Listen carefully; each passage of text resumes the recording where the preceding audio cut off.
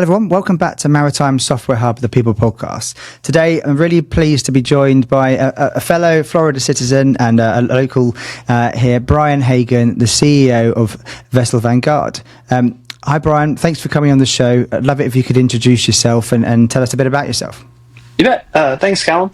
Brian Hagan here, as Callum said, CEO of Vessel Vanguard, and been the owner now for about a year and a half, and acquired the company after using the software for the past 4 years, but I know we'll get to that. But my background is, in the couple different spaces. My first business I started at 21 was actually in the jet ski and boat rental business on a big tourist lake in Iowa called Okoboji.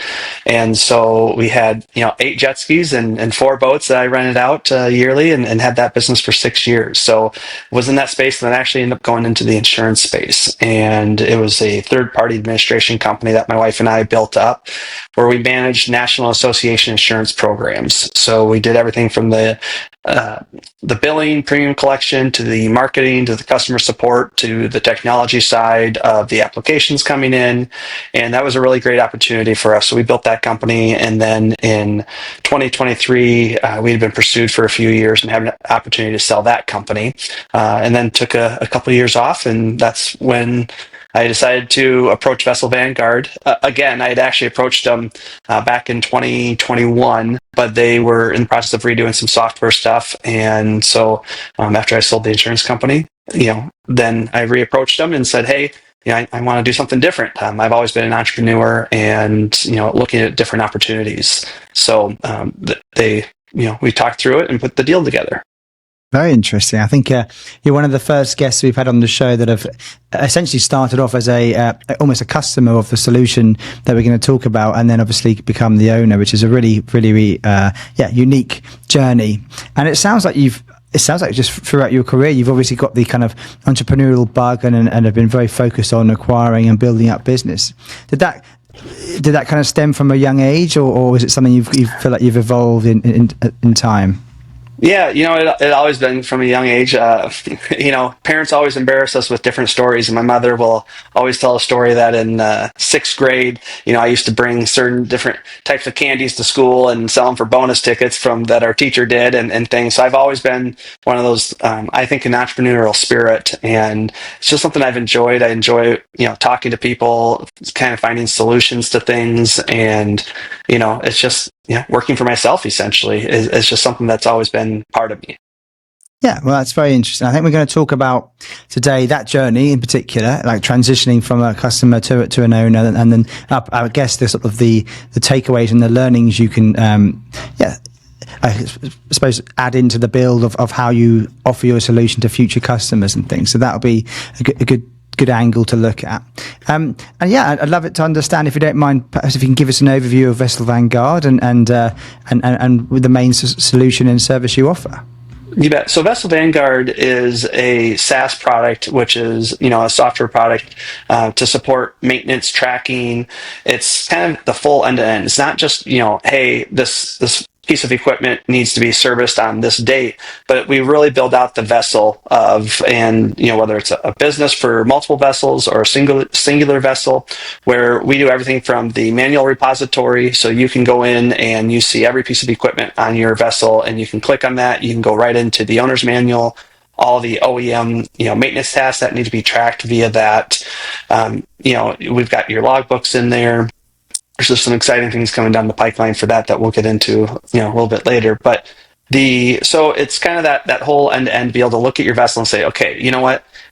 This is what it's doing. Here's what I've got coming up. I used it because when we bought our first kind of big boat, I would say it was a 44 series sedan bridge, and my wife kind of looked at me and said, okay, how are you going to manage all these, these pieces of equipment? Your sea strainers, when are those need to be changed? How do you know if we're, living back in the Midwest? How do you know what's being done?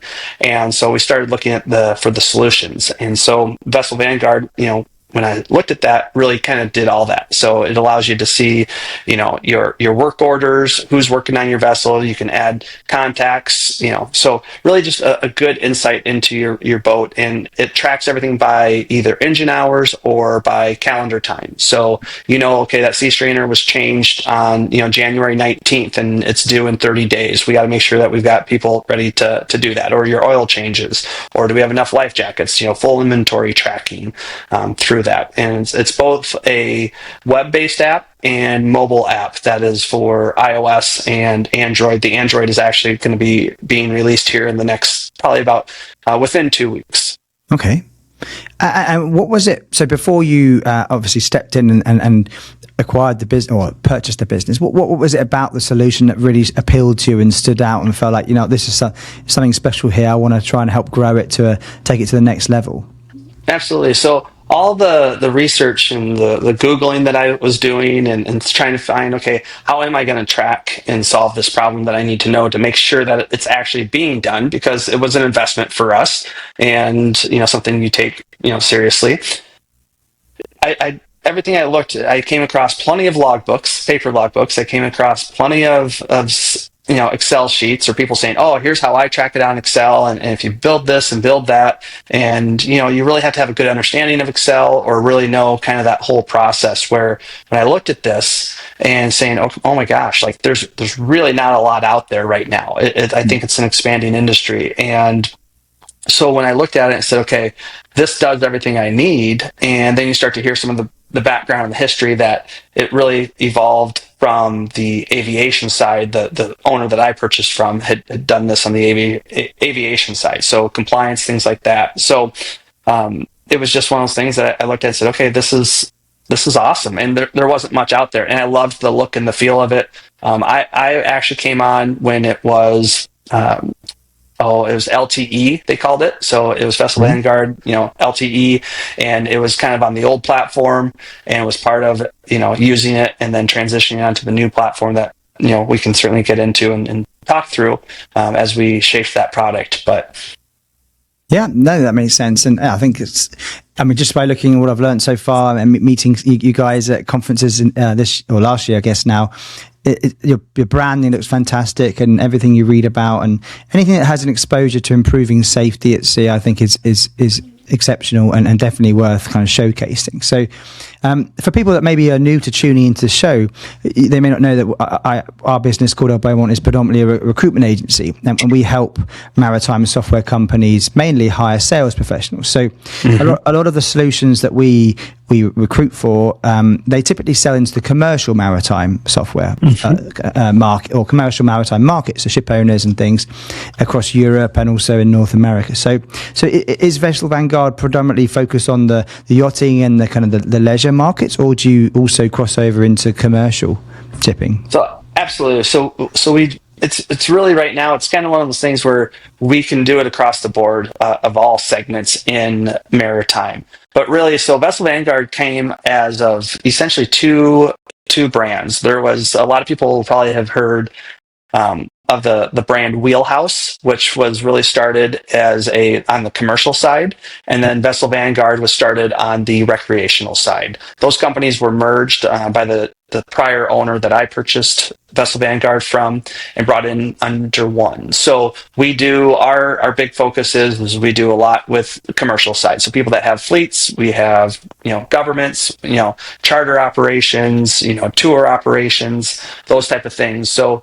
it is one of those things where our big focus is on commercial. So we kind of service all segments, but it also is down to those individuals that, as we see in the industry right now, these vessels and boats, even center consoles. I mean, you got a $300,000 or $400,000 center console anymore, which is pretty common. There's a lot of expensive equipment on those vessels. So, we do the whole range of it. But yes, we've got a whole commercial side, and actually, that's one of the things where we're expanding in on the commercial side with an acquisition and merger that's coming up that we'll be pretty excited to announce. But it really continues to expand our footprint on the commercial to continue servicing our clients. Yeah. Okay. Understood. All right. And I guess, Yeah, in terms of how you see the maritime industry at the moment, do you feel like it's kind of starting to really adopt the technology and digital solutions more rapidly, or is there still a lot of knowledge sort of based selling going on to try and I guess educate in a way the customers the value of the solutions, or do you feel like there's much more appetite for it now? I think you actually see both aspects of that because you have a couple things happening is you have younger people coming up through the industry now, and they have grown up with technology and they understand technology. And then you have people that have been in the industry a long time that have been doing it this certain way and saying, "Oh, I've got my notepads, I got my logbooks that serve me well." But the issue that comes with that is, tracking and the history of that. And so I think in the past with maritime, it's kind of the old age adage, "Oh, I'll fix it when it breaks. That's how I know when it needs to be fixed." And the investment that's going into these vessels, especially as technology advances across every kind of aspect of a vessel, it's becoming far more complicated, just like we saw in the vehicle industry, all the amount of technology that goes into them now. So I think people take their investment far more seriously in regards to the maritime space. And so they say, okay, we need to have a full insight of that. We need to know what's being fixed, when it's being fixed, how it's being fixed, who fixed it, when did they fix it, in tracking all that. So you're seeing that the operations side are quickly saying, okay, we got to have a solution and we need to be able to do this quickly.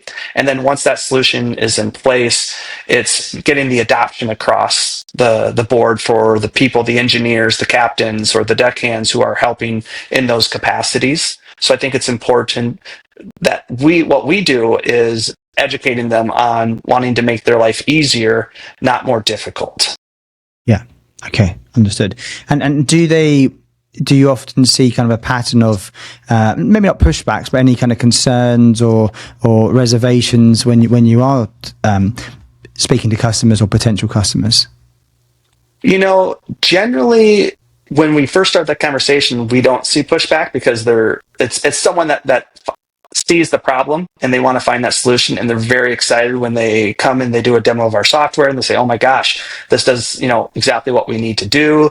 They get really pumped. It's when they bring it in and say, "Okay, hey, we need to now implement this with different," and it all just depends on different organizations. We've seen that across the board. You can have some organizations that are completely on board with this and they're super pumped, and then you get a couple that really push back. So we really work with each individual organization on a one-on-one basis for their training to make sure that, hey, we want to show you how to make your life easier. So part of the software is we can assign certain user roles, certain levels for that user. So if they've got a deckhand or an engineer who really only needs to see a couple tasks and doesn't need to be overwhelmed by the system, we can set that so they can only see that and work in that area. And that way that helps adoption across their organization, depending on what levels of access their employees need. Yeah, and I think that's a really valid point. Not just with your solution. I think across the board with digital shipping technology, we see is the fear that it might, I guess, kind of add extra work to crew or even kind of operators on shore, essentially. So I think if you have ways of minimizing that additional workload, which I think ultimately it's going to save them time and in the end, so it all makes sense. If I can add to that, I think the important thing is when we show them the history modules and the reports that they can run, our safety management system. So when they know they have inspections coming up, well, now they can just basically go into the system, generate an SMS report, and say, "Here you go," to the U.S. Coast Guard, for example. And the amount of time that saves them versus if they didn't have this type of software, going back and having to manually pull all of that. So it's just educating them on that, of saying, look, it may add a little time here, but it's going to reduce all kinds of time over here. Yeah, I guess kind of the whole predictive maintenance piece and safety just ultimately not necessarily automates things, but it just helps them focus on their day-to-day tasks rather than tracking everything and having to kind of fight fires when they come along, essentially, I guess. Exactly. No, very cool. Okay, good. And then I guess In terms of looking ahead, where do you see the industry and technology evolving over the next few years in terms of the maritime space? Yeah, I think you're going to see it where it's like anything today. It's about data and understanding your vessel and knowing everything that's going on with it. So getting, as you talked about, that predictive maintenance, going in and instead of waiting for that to break, or being able to track your oil temps and say, hey, you know what, these are starting to increase. Let's go ahead and bring our oil changes forward. Those oil changes are due in 22 hours. Let's bring those over, up and get them done in the next 10 hours and assigning them. And I think with the technology space, with AI, we see that evolving. I think it's just going to allow people to have a better insight into their operations to start to operate more efficiently, because anything, it's always about economies. And, we see it with our ferry operations. We see it with, other commercial operators. They're obviously, conscious of the economies that they're operating on and making sure that they're profitable and can continue. So, but the more insight they have into their vessels and their fleet, the more that they know, okay, hey, this is what it's going to cost me, or, that costly breakdown that in the past that they've waited for it to happen and then fix it. We all know it's going to cost more in the long run to do it that way versus being proactive and doing that maintenance. So I think you're seeing a lot of that technology just coming forward in the industry in order to have a good insight into everything from not only just the vessel operation, but the organization structure, because we do a lot for, shoreside as well. So we have a lot of customers that utilize us for facilities and equipment on land as well, not just, what's sitting in the water. And, looking ahead to say, hey, am my fleet ready? Am I operational ready? So we're going into high season. Are my vessels ready? So I think that's just a big thing across the board, is people want to know, they've spent all this money and they want to know exactly what's going on. Yeah. And typically when you're speaking to customers, who is your main end user, or let's say kind of the target customer that you would speak to initially? Is it the owner of the business? Is it the operations manager or the fleet managers? Who's your kind of ideal kind of customer profile? So generally, a lot of the people that are coming out are either the captains or the operations manager that's in charge of overseeing all the maintenance or assigning tasks to people. So they're coming into us first and looking at this. But, we've seen it across the board where the owners of, reach out to us and say, hey, man, this is phenomenal. Will you talk to, our engineer on that? We have engineers that have reached out directly to us. We've even had crew from, on the commercial fishing vessels, reach out and say, man, our captain really holds us accountable, wants all this stuff done. They've even looked at purchasing it directly on themselves because they want to be able to, they know they got to have that reporting for the captain. The captain might not have been willing to pay for it. And so, we've seen a broad spectrum, but, I'd say on a whole, it's usually the people that are in charge of overseeing the maintenance on it, reach out and do the demos and find out more about it. Yeah. And would they be subscribing to, would it be like an annual subscription, or do you have bespoke kind of projects or modules per user? So right now, it's an annual subscription. We do custom development. So if they have something, we had an individual building a very expensive $65 million yacht out of Washington, and they wanted to track specific items in regard to software and IP addresses and things. And so we did do a custom development for them and put that in. But right now it's across the board. We are looking going forward with the company that we're bringing in. We will have some additional modules. But generally, my goal has always been to bring that safety to the maritime space and bring this ease. So we want to make sure that we're not nickel and diming our customers where we have a whole bunch of modules and, you can only have this if you pay this, pay this, pay this, pay this. We really wanted to bring that all-in-one solution that, yes, we've got certain parts that fit and work really well for our commercial clients versus recreational. And when we talk about recreational space, we're really talking yacht owners, smaller commercial operations, individual boat owners. We're not, so there's a lot of different fields that we can support with software. One thing that we are looking, I think if we start talking about modules, would more so if you have a 65-foot Nordhaven, for example, can we turn off certain things, so maybe they don't need to see, they don't need the safety management system on there. They don't need to see a full, inventory set up for a commercial operation. But yeah, so right now it's that annual subscription.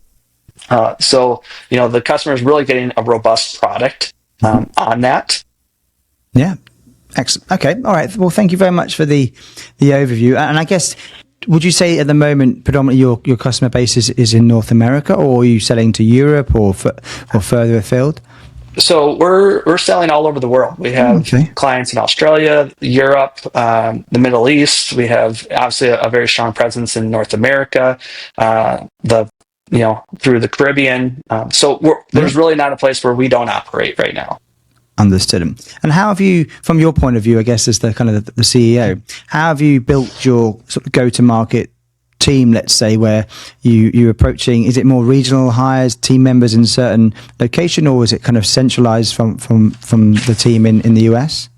So right now, what we've really started to do is we've built a really strong team here in Florida, where as we start to scale and bring additional, however, we've got developers all over. The company that we're going to be merging in with, that's got a really great presence overseas. So that'll be an exciting time to have a full set of team where we're going to be able to support, across the world in time zones. So it's not just right now, while we're based out of just North America in regard to a lot of our staff, we'll have staff in two sides of the world, which is an exciting thing for us right now. We see, we've got all these great things happening, and the staff that we're building out is just phenomenal. So it's an exciting time. Well, yeah, I mean, as I said before, we started, I think my impression of the business and the team so far has been fantastic. You all seem extremely passionate about what you're building. And I mean, for us, obviously, we've been out in America a year or so, plus now living physically. My family and I moved out here, and I'm really enjoying learning more about the different technology providers in Florida, but also further afield. So it's been great hearing more about your journey and obviously showcasing Vessel Vanguard. So is there anything else you'd like to share? No, I think I'll just add to that in regard to kind of our team. It's been really great. So it was about 90 days ago, had an opportunity to bring on a strategic investor who comes from the auto space and was part of a Fortune 150 company, a lot of experience. And so it's been really cool because, we're bringing all these different levels of experience from our marketing to executive chairman to my experience to our sales experience. It's just really exciting. So it's really, I think, positioned us going forward to just bring a phenomenal product to our clients and, to the industry. Well, yeah, as I said before, I think you've got a really exciting mission and a great team behind you. So I wish you guys every success. If anybody would like to reach out to you to learn more about either you or yourself or the business, what's the best way for them to do so? Yeah, so they could reach out to Rhiannon Silvashay, is our senior director of sales. She's phenomenal. She's been part of the company. She was with the company prior to my acquisition a year and a half ago, and had an opportunity last summer to bring her back on board. Just her knowledge of the industry and the space is second to none. I think the best way would, if they go to vesselvanguard.com, and they can go ahead and just book a time with Rhiannon, jump on.